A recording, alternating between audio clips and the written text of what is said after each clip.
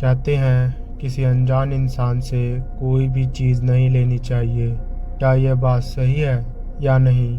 चलिए जानते हैं इसके बारे में आज की कहानी से। तो कर दीजिए लाइट्स ऑफ और शुरू करते हैं आज की कहानी। Subscribe for more content.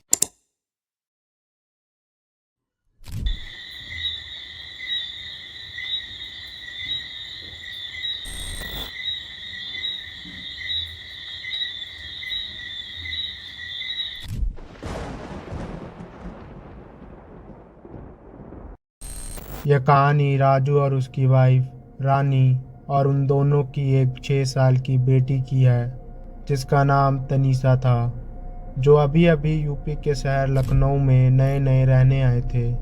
कुछ सालों पहले तक राजू और रानी दोनों यूपी के एक बहुत पिछड़े गांव में रहा करते थे। वह दोनों बहुत गरीब हुआ करते थे।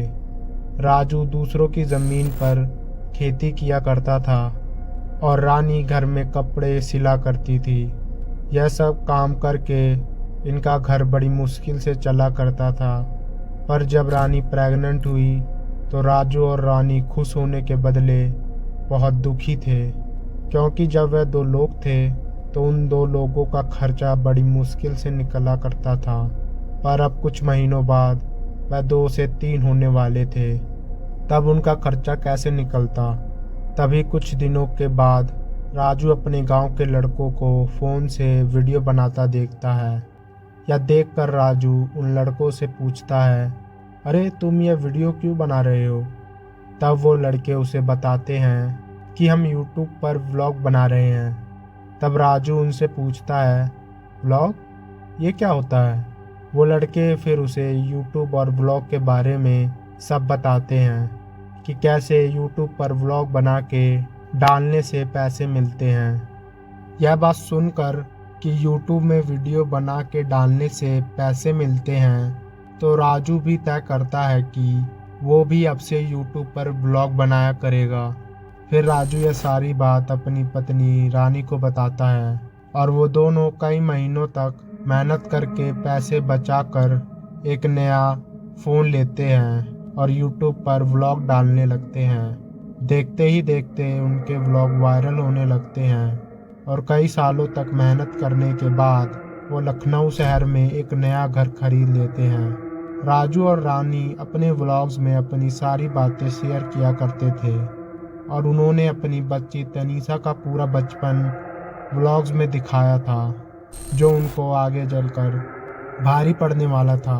राजू ने अपने लखनऊ वाले घर का एड्रेस अपने सब्सक्राइबर के कहने पे पब्लिक कर दिया था, ताकि उनके सब्सक्राइबर्स उन्हें कुछ गिफ्ट भेज सके। उनके एड्रेस के पब्लिक होते ही कई सारे गिफ्ट्स आने लगे थे। कई हफ्तों से उनको गिफ्ट आते जा रहे थे।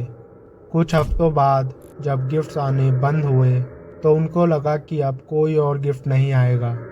पर एक रात लगभग 3 बजे के करीब उनके दरवाजे पे कोई दस्तक देता है।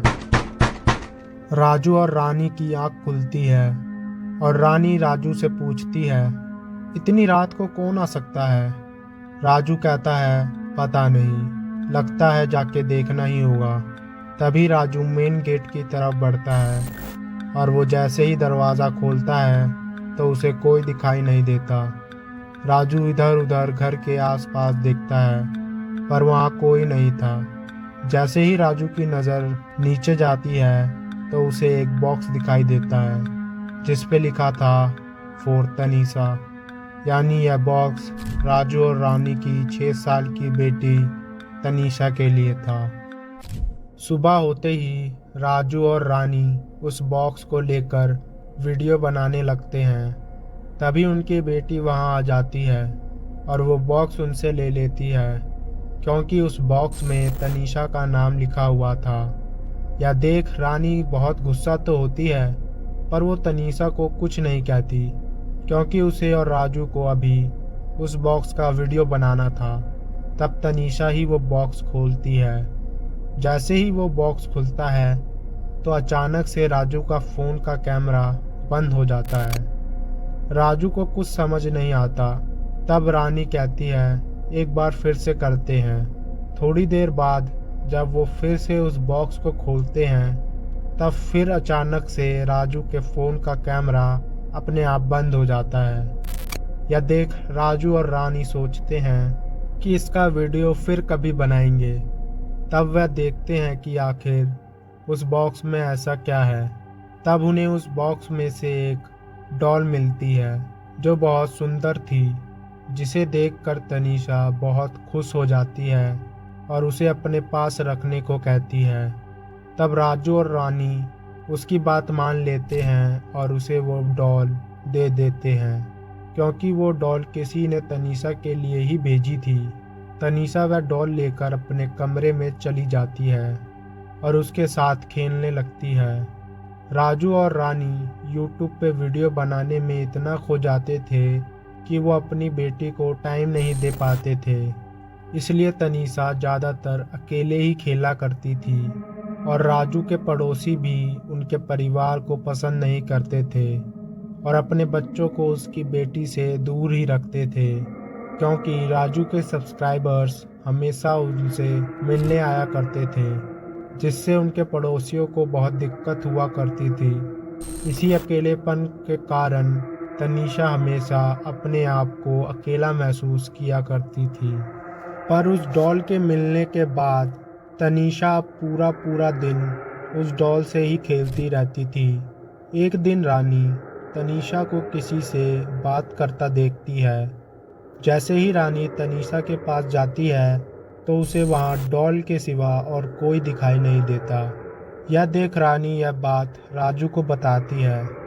राजू फिर कहता है, अरे रानी, तनीषा यूं ही उस डॉल के साथ खेल रही होगी और वैसे भी वो अभी छोटी बच्ची ही तो है, इसलिए वो डॉल से बात कर रही होगी।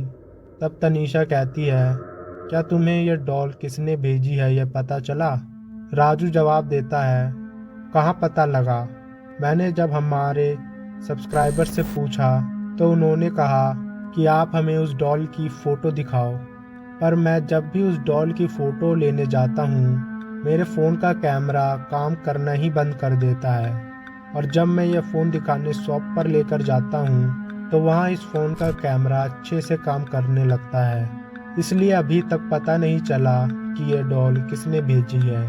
उसी रात जब रानी पानी पीने के लिए किचन में जाती है तो उसे तनीषा के कमरे से तनीषा की आवाज़ सुनाई देती है, जो फिर किसी से बात कर रही थी। रानी तब राजू को भी अपने साथ लेकर तनीषा के कमरे में जाती है और वो दोनों यह देखकर हैरान रह जाते हैं कि तनीषा आधी रात को फिर से उसी डॉल से बात कर रही थी।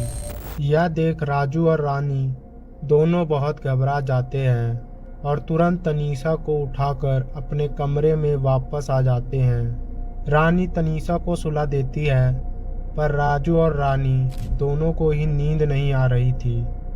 वो दोनों पूरी रात जागे हुए थे। सुबह होते ही राजू और रानी अपनी बेटी तनीषा से पूछते हैं, तनीषा, कल रात को तुम आखिर किससे बात कर रही थी? तनीषा कहती है, मैं अपनी न्यू फ्रेंड सिमरन से बात कर रही थी। तब रानी उससे पूछती है, कौन सिमरन?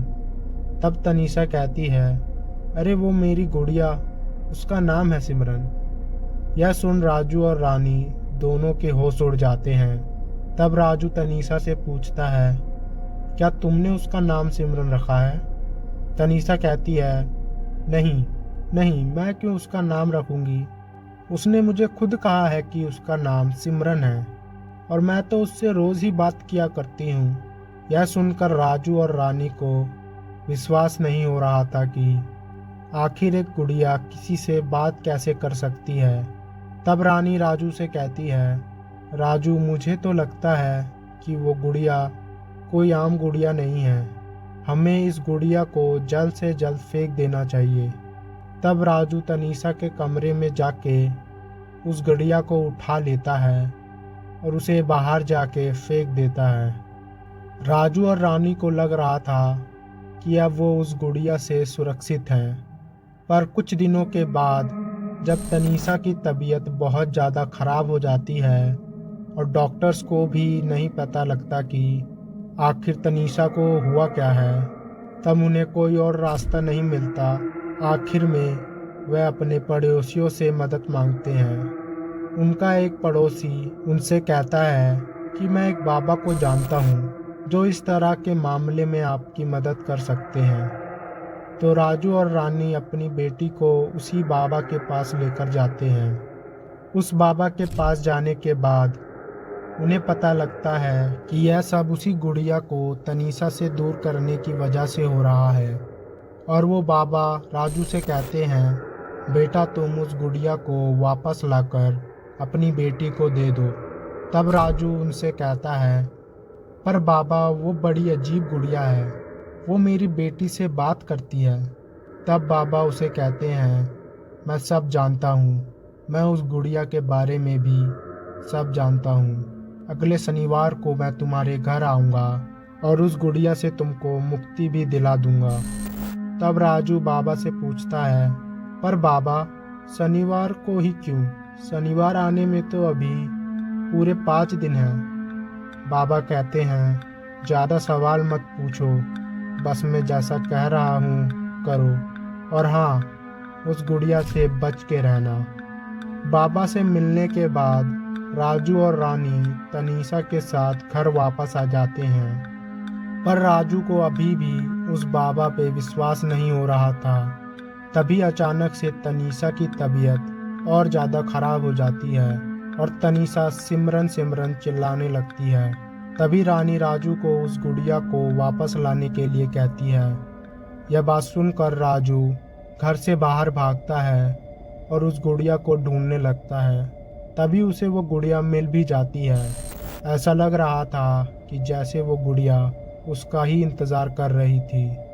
राजू तुरंत उस गुड़िया को लेकर घर वापस आता है और उसे अपनी बेटी तनीषा के पास रख देता है। थोड़ी देर बाद डॉक्टर जब घर आता है और तनीषा को देखता है तो वो राजू और रानी से कहता है, आपकी बेटी की तबीयत अब ठीक है। मैंने ऐसा केस अपनी पूरी ज़िंदगी में नहीं देखा। अच्छा तो मैं चलता हूँ। यह सुनकर रानी और राजू को राहत की सांस आती है और वो बस शनिवार आने का इंतज़ार करते हैं। राजू और रानी जैसे ही तनीषा से मिलने जाते हैं तो वो देखते हैं कि उनकी बेटी फिर से उस गुड़िया से बात कर रही थी। 2 दिन बाद राजू को पता लगता है कि वो बाबा एक एक्सीडेंट में मारे जा चुके हैं। यह बात सुनकर राजू के पैरों तले ज़मीन खिसक जाती है। अरे ये क्या हुआ? आखिर वो बाबा कैसे मर गया? क्या यह सिर्फ एक एक्सीडेंट था या कुछ और आखिर एक गुड़िया कैसे बात कर सकती है? इन सभी सवालों का जवाब आपको इस वीडियो के अगले पार्ट में मिलेगा। तब तक आप हमारे बाकी के वीडियो जाके देख सकते हैं, जिनके लिंक नीचे डिस्क्रिप्शन में हैं। तब तक के लिए धन्यवाद और बी सेफ। सब्सक्राइब करो और लाइक करो।